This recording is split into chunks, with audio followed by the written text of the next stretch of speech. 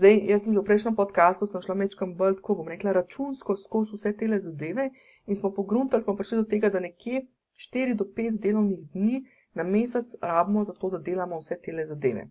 To se pravi, da, ne vem, dnevno promocijo naredimo, rabimo, ne vem, 2 delovna dneva na mesec.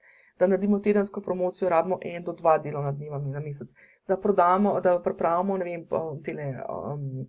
prodajne zadeve, prodajne aktivnosti in vse to 1 dan do 2 na mesec. Zdaj odvisno, kakšne stvari pripravljamo in tako naprej. Ne. Skratka, v resnici imamo 4 do 5 dni dela na mesec, kar pomeni 1 delovni dan na teden za to, da delamo pravzaprav na vseh teh zadevah, pa kljub temu, ne, marsikomu to ne znese, zato ker v bistvu nima sistemov poštimanih. Ne. Torej, 3 ključni izzivi, torej strategija, da imamo narejeno, potem vsebina, da sploh vemo, kaj dajati, da je na tak način napisano, oziroma da sploh znamo napisati stvari na tak način, da pravzaprav se nam sploh ne zdi, da prodajamo, oziroma da sploh se nam ne zdi, da karkoli vsiljujemo komorkoli. In pa tretja stvar, da imamo, bom rekla, da znamo pomenedžirati vse te sisteme.